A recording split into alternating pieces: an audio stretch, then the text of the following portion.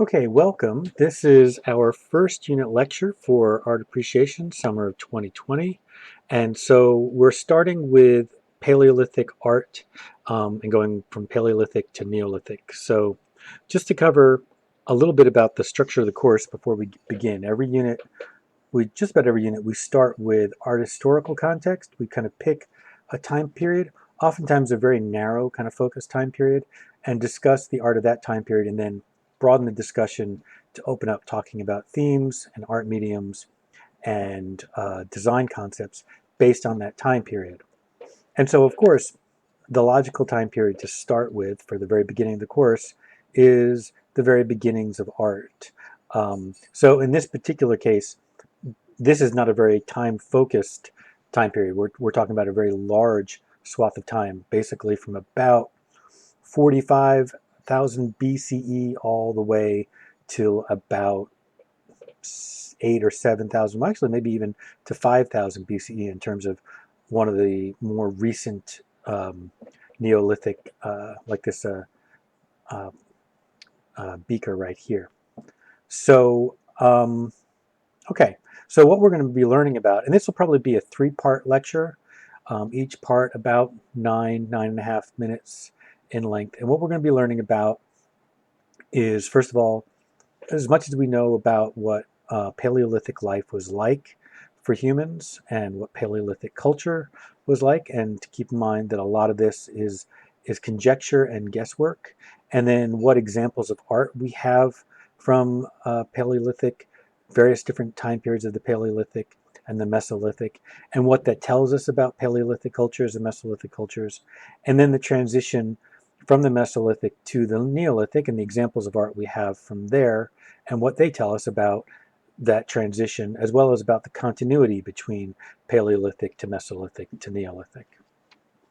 Okay, and so here are some of the basics that we know about Paleolithic culture. I mean, we are pretty certain that there was no agriculture. We have no evidence of any kind of agriculture and no evidence of a sedentary lifestyle. So the people were almost certainly hunter-gatherer and lived a nomadic to semi-nomadic lifestyle, meaning they might have kind of settled down on a, seasonal basis in some places regularly, but they still spent most of their time moving from one place to another.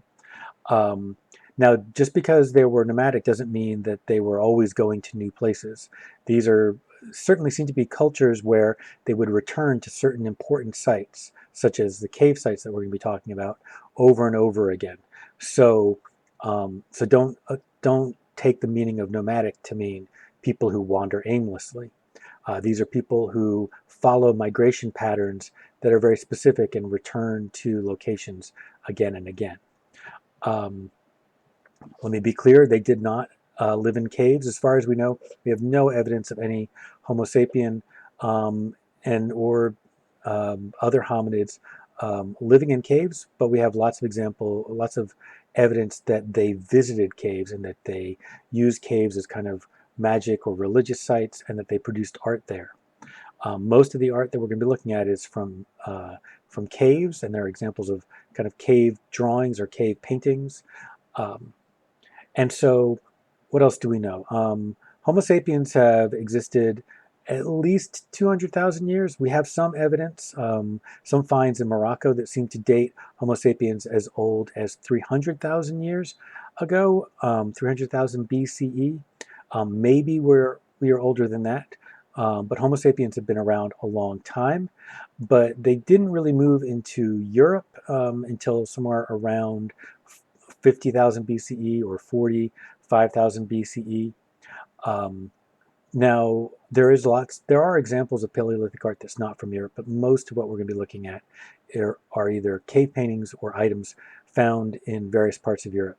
But keep in mind, there are also caves in Indonesia, and some of them are actually a little bit older. So the earliest Paleolithic art, like I said, we have some examples from Indonesia, like the Sulawesi, and we have some examples from southern parts of Africa that show people, so like and we have these cave petroglyphs, and they're from France, La Feresi, but these are probably Neanderthal uh, markings in the cave, which means not by Homo sapiens. And that is the ones on the right. That's these. Whereas these engravings are also um, Blombus, which is from South Africa. So they're almost certainly by Homo sapiens, and 70,000 is a pretty long time ago.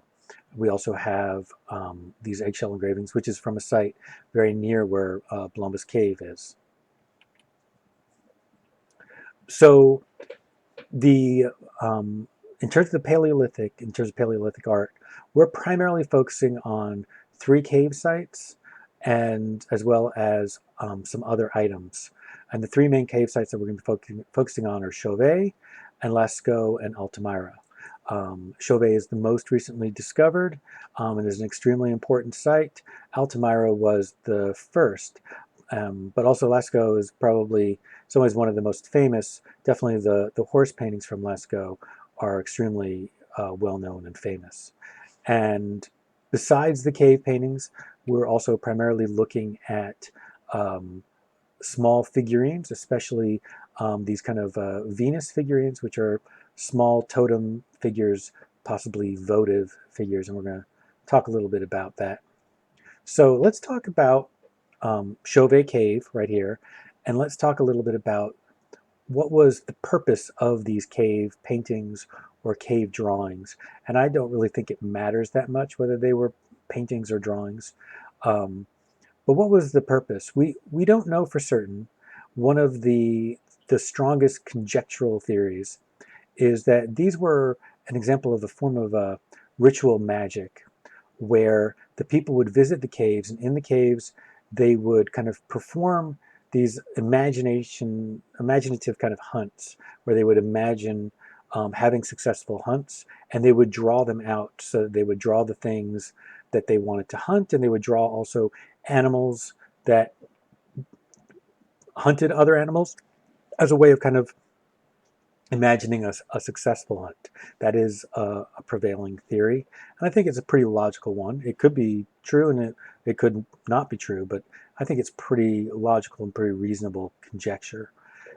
And one thing, though, that I would throw out is, like, it is also strongly possible that a lot of these animal drawings may, in some way, have to do with totemic and with kind of kin group affiliations, right? We see lots of examples of human culture, especially pre-civilization cultures, where groups of people associate themselves, like we are the wolf clan, we are the lion clan. And so it is also possible that, various people came and they drew lions because that's the clan they belonged to. And then other people came and they drew, at different times of the year, maybe they drew rhinoceros because that's the clan they came from. That is also a relatively reasonable theory. I tend to lean more towards the magical hunt kind of theory, but they are all a possibility. And I think also another thing to remember, like, we look at the multiplicity, and I think a lot of people, all these multiple lion heads, and we're getting close to the end here, so let me just wrap up. So we look at these multiple lion heads, and one way to assume is that, like, this is showing lots of movement, like the kind of a succession of a whole bunch of lions, and the repeating of heads kind of creates an impression of movement, and that may be what some of the people who made these cave paintings were thinking. But it's also possible that a lot of these multiplicities is because various layers were painted over each other, and then over time the multiple layers kind of started to all share the same space. Like, that maybe when some people painted it, it was only 3 lions head, and then another group had painted it, and it was only a different 3 lions head. And then over time, all the multiple lines started to share the same space, right? So I'm going to end it there, and then we will pick up with